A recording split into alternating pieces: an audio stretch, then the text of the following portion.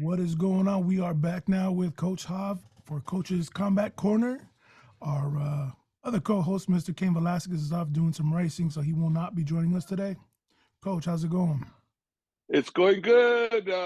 Kane loves racing, and what can we say? I mean, he's got the freedom to go race cars, and he's doing good with his sponsor.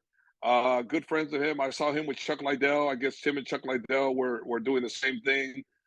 So in Vegas, I believe. I don't know. Was it Vegas? Or it I looked like think it they was were out in Vegas, Vegas right? racing. Yeah. Yeah. Kane loves cars, so he'll be with us on the next one. Yep, sounds good. So, Coach, this Friday, what a huge card in San Jose for Bellator 292. Yeah, wow. It's been a long time since San Jose has been treated to such a great night of fights. If I'm not mistaken, almost every single fight ended, in the first round, second round. There's only one fight that went to a decision. And what a great night of fights. What a great night of fights. First fight started off with my guy, Theo Haig. I wasn't there. I tried to get there on time, but I couldn't make it because I had some important business I had to do. And I don't work Theo's corner, but I wanted to be there to support, him and the whole bit. So when I get there, I see Theo Haig, and he won. They told me he won by a guillotine. And Yes. I'm like, oh, okay, great. I was very happy for him. Tell me what you thought, then I'll go on for there, Brian. I didn't see the fight. So for me, it was a little weird, right? Because I got to see the fight, but I was actually kind of working the event at the same time, so I was catching glimpses of it. And just from the crowd's reaction, right? He was the first card on the undercard, sorry, the first fight on the undercard, and it was just crazy.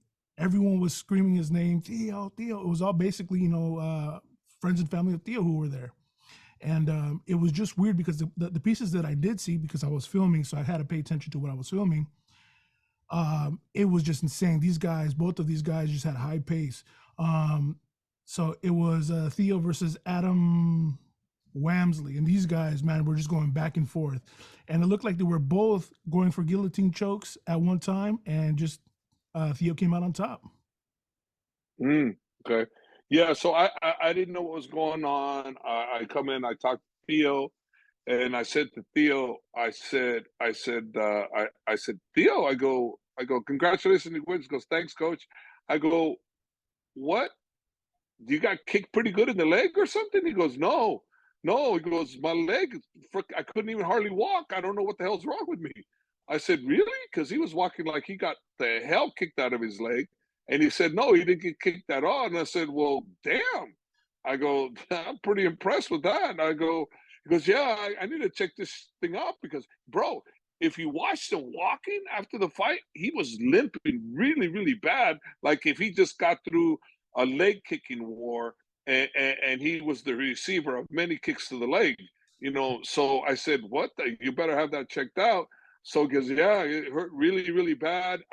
He goes, "But I was never going to pull out, and you guys were going to know about it because no, I ain't doing that." So I'm like, Yeah. "Okay." So he does a good fight, and then I find out that he tells me, I was told that the opponent he fought was a legit black belt, jiu-jitsu black belt. Gotcha. So you guillotine a legit black belt, and Theo's a purple belt, right? Yes. And you got a fighter from Dave Terrell's academy. Dave Terrell is a legit instructor, legit black belt under Cesar Gracie, I believe. Hmm. A legit instructor, legit dude, legit camp. So you get a submission against a guy of that caliber, that is pretty dope. And also, Theo said his opponent told him that, you know what, I underestimated you. And I could see that happening when you're a black belt, high accolades, and your coaches are really respectable, advanced instructor in Jiu-jitsu practitioner. jiu-jitsu and Yeah. many years, yes. So I can see you underestimating someone, and that's a mistake that Theo's opponent won't make again. So yeah, they ain't making a mistake again. So Theo won with the guillotine. We heard it's very nice, and in first round, and then Laird Anderson, Yes. our other AKA guy that now lives Jeez, in that guy. Texas. He just moved to Texas. I didn't see his fight. You can explain that one. I didn't see it at all. Same deal. Same deal. It was like high intense pace. Nice scrambles, you know. And what shocked me is actually his striking. He stroked a little bit more. Sorry, he did a little more striking to get into the grappling portion, but once again, he got that rear naked choke, and that was it.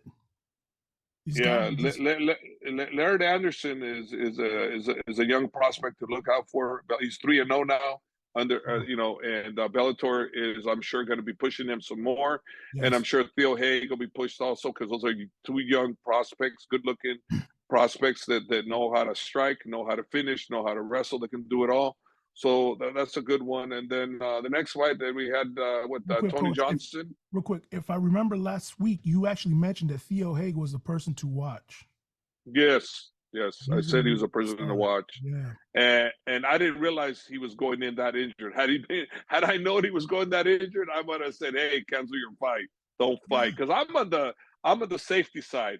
But a real fighter, they fight injured. They don't care. So they block it out. They'll block it out. And believe it or not, they'll go into the fight blocked out. The injury's blocked out till it's over. Then all of a sudden, oh shit, my leg hurt, my leg hurt, my leg hurt. And But the great, during that time they're fighting, they're fighting, and that's what happened there. And congrats to Theo. I'm very proud of him. He did fantastic. And then Laird, congrats to him. Great yes. fight, Laird. You did great. And then the next fight was who was that? Davlet. Uh, Enrique Barzola was the next one after that. I'm sorry, you had Josh Hill versus Cass Bell. Casbell, and that was the only fight that went the distance. I didn't see that fight, so That I was don't a know. great fight, man. These But guys, I both of heard them it were was trading back and back and forth, forth. right? Yeah, yeah. Yeah, Casbell and the other guy. I seen the other guy fight. They're both good MMA fighters and That good one could have gone either entertaining for way. the crowd. That one could have Yeah, gone either way. could have got it either way. Yeah, I was too busy in Barzola, so I wasn't. I didn't really watch that fight. Then after that, it was what was it? Tony? No, it was Davlet. Davlet, right? Davlet. Oh, I'm sorry. Right after Theo, it was the Tony Johnson versus Khalid Murtaliv. I'm murdering his No, name. Tony Johnson was after Laird. After Laird. After It was Laird. Uh, Theo, Tony Johnson. Oh, you know what? No, there it wasn't. was it was Davlet. He was the 2-0 light heavyweight, the light heavyweight bout. I'm pretty sure. And then it was Tony Johnson after that, and then it was Enrique Barzola after that. Got you. The card I Right. had So there is basically, one second. that's the win. So, anyways, I really can't really say much about those. I could say about Tony Johnson. I watched Tony's fight, and Tony fought a Dagestani fighter that basically they're so well rounded that they find multiple ways of beating you. And in this particular case, Tony was the better of the striker, Yes. and he switched gears. The fighter from Dagestan switched gears, took Tony down, realized that was his dominant position. I'm pretty sure his corner was telling him to keep it on the ground. The guy's too dangerous in the stand up. So go through and through the whole bit. And then so he did what he needed to do to win. It was a good fight. Good fight for the Dagestani fighter. Tony, he comes in the back in an arm sling, and I'm He saying, broke his hey, arm in great the second effort. round. Yeah. And he said in the second round he got hit with the kick. The He teeth said he kick. broke his bone in two places. Yeah. And I said, dude, why didn't you stop the fight? He goes, I ain't stopping the fight. Oh no, I ain't doing that. I'm fighting. I go, okay, much respect, but it's like, yeah, you got to respect. How can you not respect Tony? That's a warrior mentality. He died with the shield out there. He went down with the shield. He wasn't. He was going to say, hey, stop, stop, stop. And that's what he did. Hey, big props. What a warrior. What a warrior. And that's all you can say is what a warrior. So, Tony didn't get the W. He got his arm broken in two spots for it. And the other guy, what's his other guy's name? I don't remember the name. I'm horrible with that stuff. Khalid Murtaliv. Khalid. Yeah, Okay, Murtaliv. so Khalid got the win. He's a good fighter, up and coming fighter. Need to watch out for him. He's definitely on the rise for Bellator. So he's a good, exciting fighter. He can do it all, and that's what you're looking for. MMA is a combination of striking, grappling, jiu-jitsu, sambo, mixed all together. And you got to know how to do them all to survive in this game. Yeah. So following that bout, we had Enrique Barzola. against his opponent. Right. What was the opponent's name again? Eric Perez from Mexico.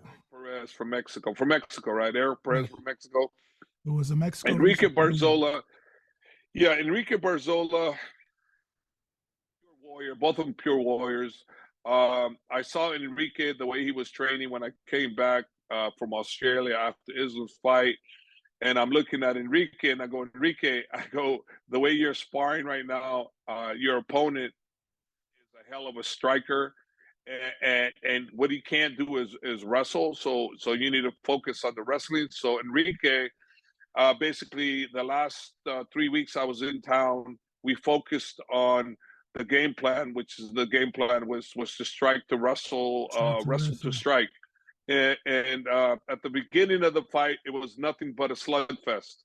You know, Yes. Enrique hurt Eric with a good shot, good straight right hand, but then Eric came back and hit Enrique with some good leg kicks. So they were going back and forth. After the first round, I tell Enrique, "How do you feel?" He goes, "Great, coach, great." I go, "Okay, good. Now let's go. Let's go back to what we talked about. Let's go back to the wrestling. Okay, you come in, you strike, blah blah blah. Work the wrestling. Got to work the wrestling angles. He can stand with you all day long, but he can't wrestle with you. So wrestle. Continue the wrestling." So Enrique continued with the wrestling, and Eric got really good at dealing with the wrestling. So then Enrique followed up with the To the punches. That's striking. instinctive. So you know, when you're well rounded, if something's not working, you go to another. And if this is not working, you go here. So Enrique kept pushing the pace, His cardio and was just on a Eric, different level. yeah, his cardio was it's just great. His opponent got worn down because he wasn't used to that much grappling, I'm pretty sure. Or to that So pace Enrique factor. earned a really hard, you know, it was 30-27, 30-27. The other one's 29-28. I'm good with all three of those decisions because one round, the first round could have gone to either Either way. guy. Yep. I thought Enrique got it, but you know, I could see one judge giving it to Eric. So definitely 28, 29-28 for Barzola was good. I had it 30 to 27, but you know me, I always favor my guys. No, I'm always slightly going to my guys. When it's a close one, I always kind of go to my guy, Yeah. even though I know the other guy could win. I always go my guy. So we got that out of the way. So that what we go into the finals, right? The final of the lightweight tournament begins. The main event card starts, and the first bout on that card was, who was that? MVP versus Yamauchi. You sure that was the first one, or wasn't it the other guy on that? My card here is messed up. So I have, it says Michael Page versus Yamauchi. Then you had Vassell versus Moldavsky. Yeah, it was VA. It was MVP versus Wow. Gaiuchi. That, you know, You never want to see anybody get this, hurt, Brian. right? I don't want to see that anybody extent. hurt, but let me ask you this: when in the history of watching MMA fights have you seen an injury like that? I've never seen it. I've never seen anything like it. It's just Right? his whole kneecap just never seen anything like So it. that was a perfectly placed shin kick in the perfect spot at the right perfect moment when it wasn't 100% braced. It looked like it was gonna brace it. It didn't brace it. The kick Mhm. landed. And you know, in martial arts, they always tell you that the kneecap is so easy, blah blah. God doesn't expect it. Kick the kneecap, it'll break, blah blah blah. We're always told that in karate when you start. We're always told, "Oh, kick the kneecap," and you're thinking, "Oh yeah, kick the kneecap is real easy." It's not that easy. No, Not that easy. Because if it was that easy, we would have seen it many a times. I've never seen it, but it's that easy to break if you hit it correctly. And Michael Venom Page just happened to hit with a really hard shin kick right to that spot in the kneecap. That thing, you could see it. It was like, oh it my just dug it gosh, out. that was like, Yeah, oh wow. You're like, all you're thinking is, guy, injury for recovery type thing. That's what I was going through my mind. I go, man. And then I hear some of the promotion go, oh, rematch, because no one got to see what happened. So obviously, if Coyote wants a rematch, he's going to have a rematch put in there with MVP, providing a year from now MVP is even interested in right. continuing or interested in a rematch. So that's something that, yeah, that's just talk for the day. You know, it's not actual going to happen. But that fight should be going viral and probably has gone viral of that because when you have freak things like that, they're rare in the sport, so that's a viral video for sure. So for those people that haven't seen it, probably Google, right, MVP versus guy, Yauichi Gam, say the name Yamauchi. Yamauchi, yeah, Gayoti Gamauchi, right? Go look at that one, and you're gonna see one kick. You go, wow, Yeah. never had seen that before. Never. I've Yeah, never seen it. never, no, never. And next fight was Fedor's guy, correct? Vessel versus Moldavsky. But that's all. Yeah, and that was a pretty much back and forth fight, and Linton D turned it over in the was it the second round? Second round, right? Second round. Turned over the second round, and it was kind of one dominated, one was being dominated, and got reversed and got the finish. And he always does that. Vessel is always doing that. He is never out of the fight. Even when you think he's out of the fight, he's never out of the fight. He comes back, and that's exactly what he did. He came back. He did fantastic. He got to finish, and man, it was a good fight. It was a It very was a good great fight. fight. Yeah, yeah, yeah. And then we got the next one, Tofik. Tofik. Yep. Tofik versus Alexander. And I've had Alexander in my gym. He used to train with us for about 6 months.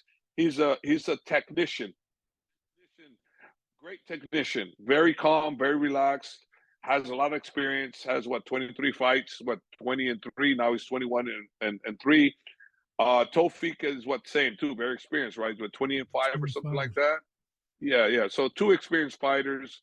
What was really weird, where we're watching in the back, that front kick that hit him right up above the sternum, and then it went down. We're like, wait a minute, because we can't hear the volume. We're in the Right. back, Same so thing with me we don't because know I what's was on the going on. front. I was cage side and I saw it and I was like, wait a minute. I thought it was the groin strike that they were calling. And I was like, no, no, no. It I just thought this grazed them. guy's gonna bleed it. I go, man, he's gonna play it out. Yep. I said, oh, I can't believe this. And I said, this guy, you know what? I lost all respect. I go, he's not a fighter. I The go, whole no the whole fighter is arena gonna. was like that. The whole arena. And I thought, because we can't hear the voice. Yeah. All we see is the kick, and we see him, and we're like, the kick did not look like it was that super No. sharp. But then we find out that he broke his what did he break inside? It was a rib or what did he do? Separated cartilage? So I heard it was a rib. I'm not 100% sure because the announcers didn't even know what happened, because everyone was looking at the growing shot and they were like, oh my gosh, come on, he's really gonna, forfeit on the growing shot. Milk it out. We thought he Yeah. was milking it out. It was confusion because I don't Yes. think the ref even knew Nobody what the knew. hell happened. Yeah. And then with the language Right? If the barrier, ref knew, if the ref knew what was happening, the ref would have called the fight right then. It's over got because it medical was right due to the away. strike. It was due to the Yeah. strike. So it's a KO. It was a body kick KO. Yes. But he didn't KO. know, so it confused us too. We didn't know what was going on. We were thinking, this guy's gonna bleed it out. Are you kidding me? The whole That arena was booing him, not knowing what was going on. Yeah, yeah. But let me ask you this: was he pretending that it was the groin, or was he pretending it was? I'm confused because I don't remember. If you look at the replay, it looks like he's grabbing his groin, like, hey, it was a low blow, and that was it. Even the commentators didn't know because I couldn't hear anything. Nobody knew. I don't know if it was a language barrier that he couldn't, really tell what was going on as far as the injury, but yeah, nobody knew. And that's why everybody was booing him. So afterwards, once you start looking at the news outlet, they said that it was actually a broken rib, that it was a teep kick to the broken rib that caused the It was broken. a front teep kick. It was Yeah. like a front teep kick, kind of. Yes. So those a teep kick, uh, they're good, but a front kick, a karate style front kick, they're a little bit, they're a little bit more. The teep kick is more like keep you at range, keep you at range, keep you away, keep you away. The front kick is the damaging one. But But that's what it looked like. It looked like it barely touched him and just grazed the groin. So that's why everyone thought he was milking the growing shot. we all thought he was milking the groin shot, Yeah. and apparently he wasn't. Or maybe he was, and I'm thinking he probably wasn't. He probably wasn't milking it. He was just in pain, Yeah. and the language barrier. I think the issue is the pain and the language barrier, and I can't continue type thing, you know. So I think there was a lot of confusion. I think the Yes. fighter himself was confused, On you know. both ends. So Yep. yeah, so we'll give it at that. But they made the right call. It was the kick to the sternum and the separator break, like you said, broke the ribs. So And that's it was a so it KO, was a not TKO, KO, right, Coach? yeah, If I KO, recall. KO. Has to be KO. That's not TKO. That's a KO. Now, do You you know, so rematch that's the this way it one, should count. No, you can't rematch this because this is the tournament. This is a tournament fight. or do you run it back You later know, on down the line? Alexander goes on to the semifinals. So you know, we're dealing with, in my opinion, the toughest tournament in the history of tournaments within weight classes. This is the toughest tournament ever. I've never seen a tougher tournament than this because there's so many guys that could win this. So many guys. Alexander can win the whole thing. AJ McKee in that bracket can win the whole thing. Yes. You know, this is one tough. Even the former champ Patricky can win the whole thing. So many people on here can win this whole thing. You know, the guy Tofik, right? Tofike. Yep. He's the dark horse to have won that tournament. So he potentially could have been to the finals, right? Alexander definitely is another one. So we'll see what happens between McKee and Patricky, right? Yes. And the winner of those is gonna fight Alexander. And the winner of that has got a hell of a fight with Alexander. I don't know how that's going to go, and I really don't know how McKee is going to do with the former champ because that could go either way. I would think probably slight edge is going to go to McKee. You know, for me as a coach of Usman, I would want McKee to make it to the finals because that will make the Wow. biggest bang, the biggest message, the biggest attention grabber. So for me, that's the way I want it. The two young lions making it to the end. Wow. That's what I want to see, but that doesn't mean that's what we're gonna see. Okay, because then now we got the main event. You know, we got Benson Henderson, and he's going up against Usman, my champion, who I happen to think is super talented. I've made comments about he's the most talented guy that I've ever trained. Anybody I've ever trained, the most talented in every area.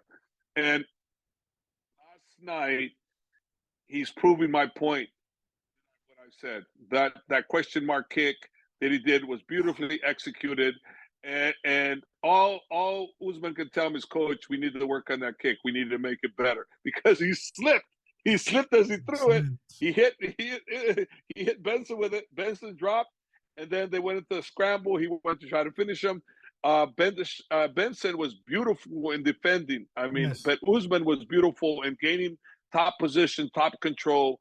So my point was proven as far as how well-rounded Usman is, and everything I said about him being that talented, a superstar on the rise, and again, proven point, superstar on the rise against a legend, a guy that is not. No matter who you are, you're not doing that to Benson Henderson. You No. know, if that question mark kick had not landed, who knows how the fight would have went? Who knows? Of course, I'm the coach, right? I'm saying, no, we were going to win. I was prepared for 5 rounds.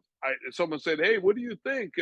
First round, second round. I go, are you crazy? That's Benson Henderson. He's been there with everybody, and he's lost to the best, and he's beat the best. And he's So beating the best. don't count this guy out. You cannot count this guy out. I mean, the only time where he ever been finished in spectacular fashion is when Anthony Pettis did the run-up kick on the fence and knocked him out. That was the only time that I remember him being KO'd, you know, and that was KO'd on that kick. He wasn't KO'd with this question mark kick. The question mark kick just led for him to be choked. With the Showtime kick, I don't think he was KO'd. He did get up, and I think it went to the judges, and they gave it to Pettis. I don't think he was knocked out. Right.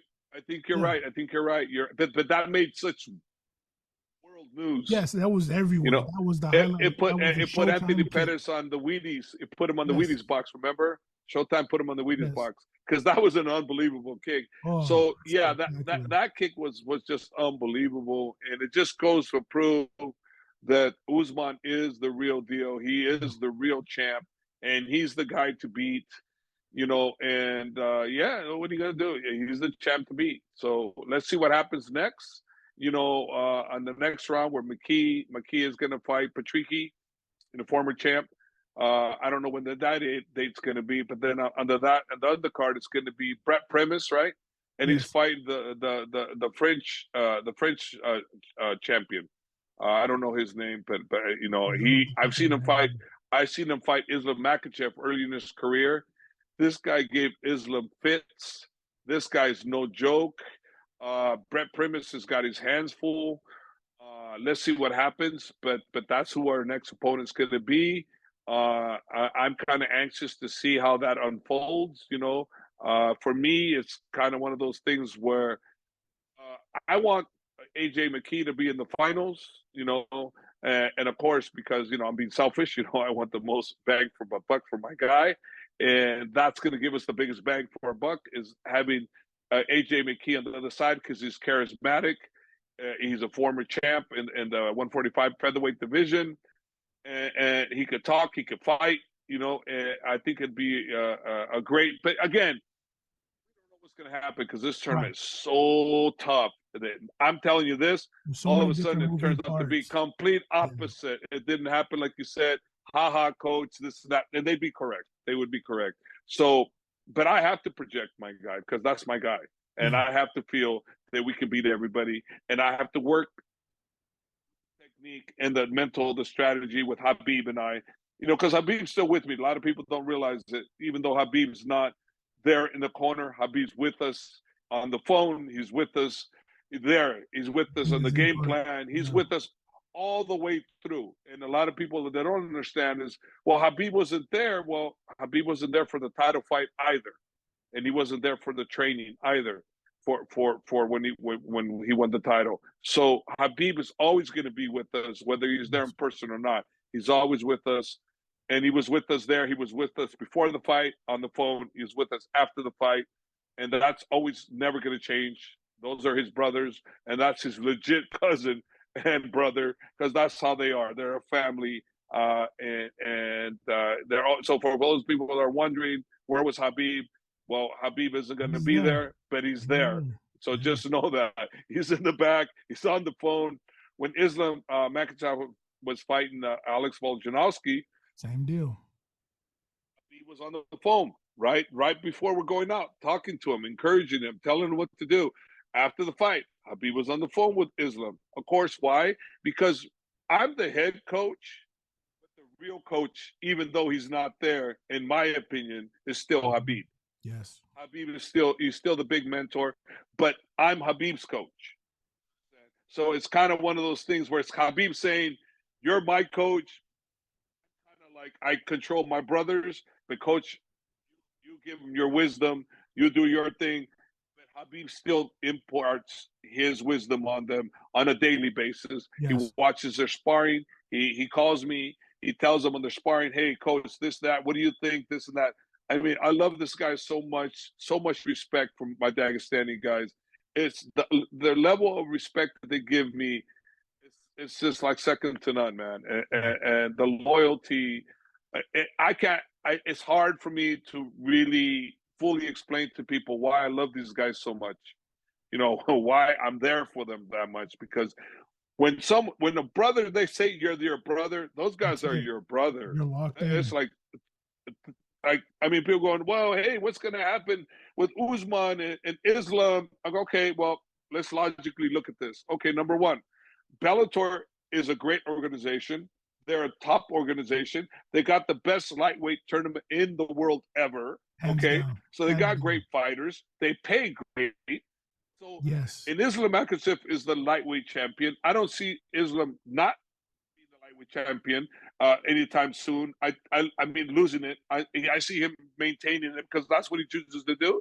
I see him at some point once he clears out the division like he wants. I see him moving up, He said and so. then at that point, if Usman is in that position where things are working out with Bellator or not working out with great with Bellator, you know, he can decide what he wants to do then.